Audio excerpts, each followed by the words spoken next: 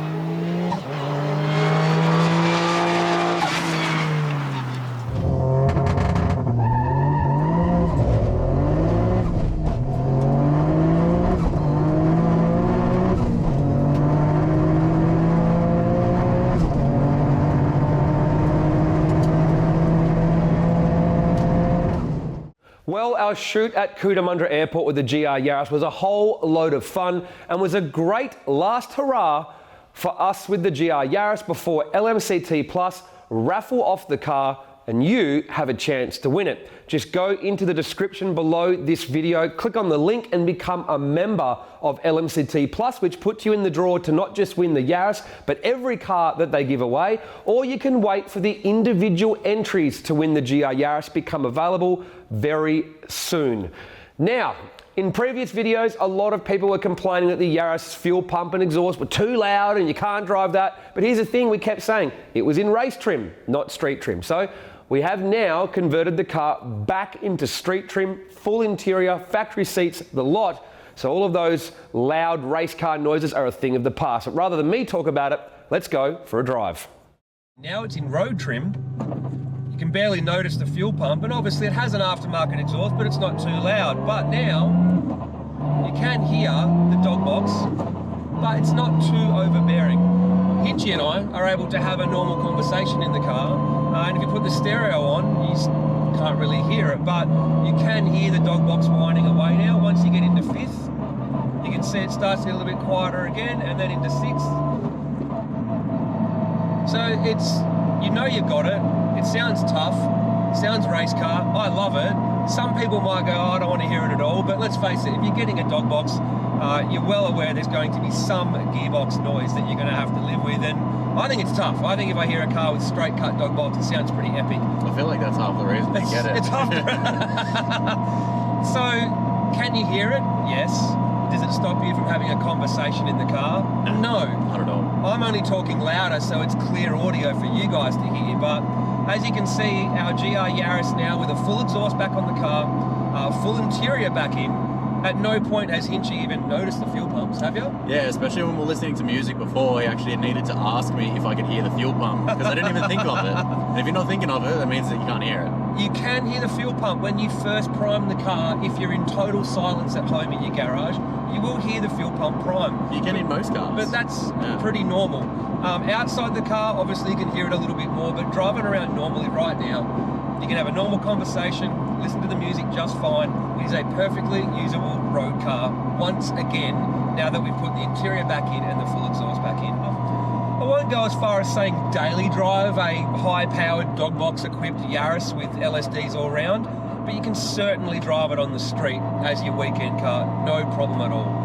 If this had a factory gearbox in it, you could go back to daily driving again, 100%. Dog boxes are one of those things where if you don't know how to drive a dog box, yeah, you might have a couple of rough gear changes here and there and a couple of grinds here and there, but once you're used to a dog box, you know how to drive them, you've driven around a fair bit, they're pretty easy to drive.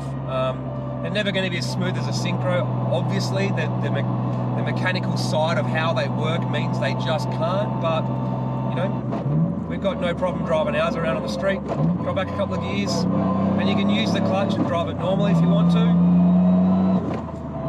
All you got to do is make sure the shift is nice and firm, and that's about it, really. Downshift, a little throttle blip does make it a little bit easier. Sometimes you don't need it, but if you get it all wrong, it can grind. But like I said, it's just about learning how to drive a dog box, and you can see that we've got no problem going down a few gears at all. And we all know that you can clutchless shift dog engagement gear sets, so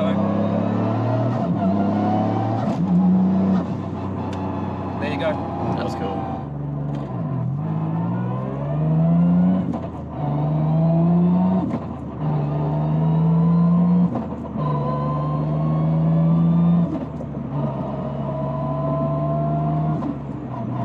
If you think this is too loud, well, that's got more to do with probably your taste as opposed to whether or not it's usable. But in summary, using this gear set, it's one of those things where if you know how to drive a dog box and you know how to shift it correctly, you can just drive it around. Now, I'm used to it, so I can drive it and talk to you guys at the same time and not make big mistakes. But probably the biggest mistake people make with the dog box is that when they're upshifting, they treat the gear change like it's two movements. Now, if you come from, say, third into the neutral zone and the revs drop too much and you go for fourth, it'll probably grind as it tries to go into the next gears. The dogs don't want to grab. So the key thing is with upshifts, if you have to treat it like one crisp movement, like that.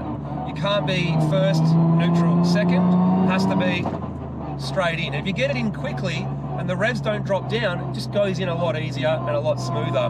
Now, any of that jerkiness you see dog box equipped cars has to do with the fact that the dogs, they're locked under torque, so as they're torqued together, but as you back off torque, they actually kind of unlock from each other, and that's why sometimes you can feel a little bit of jerkiness in a car that has a dog box. That's not the tune, that's actually the gearbox causing that. And the other thing to talk about is downshifts. Yes, a throttle blip is going to make for a smoother downshift, but you learn little tricks in this car. Like if you're in traffic, you don't need to go down through the gears from fourth down to first. A lot of the time you'll just roll down in neutral and come to a stop, and that way you avoid having to throttle blip everywhere. But it is true that with these cars you do need to do the throttle blip on downshift if you want to get it super smooth. Now when you're driving the car flat out or doing circuit work, you're going to be throttle blipping and all that sort of stuff anyway. So that's where all the advantages of this gearbox really come into play, is for racing. But if you want to put up with it on the street, once you learn it, it's not really a big deal. The clunk into first and the gearbox noise just makes it sound super tough, which I like. So the last thing we're going to be doing before our GR Yaris, before we give it away, is we will be removing the PPG dog engagement gear set. Quite frankly, because, well, it's just not ours to give away. We were testing that out. Plus, the factory gearbox and factory front open center differential are much more street friendly for the average person to win the car, which will be going up for raffle very soon. The other thing we're going to be doing with that car is putting the stock bonnet back on, and the winner of the car can choose if they want to keep the camo graphics or go back to orange. Hell, someone might even go back to the factory black if they win the car. Now, it won't be the end of the road for GR Yaris content on our channel though. We are going to be putting together a couple of modifying guides for the GR Yaris and GR Corolla, and then we have a few partners that are still developing the GR Yaris so we can keep you up to date with parts and performance development on the platform, as we know just how popular the GR Yaris is, and very soon the GR Corolla. Are we going to get a GR Corolla though? Have to wait and see. Not sure yet. We'll find out very soon. Make sure you subscribe so you can keep track of all of our project cars, and make sure you head to the link below to join LMCT Plus so you could go in the chance to win our GR Yaris and some more project cars that we're going to announce very soon.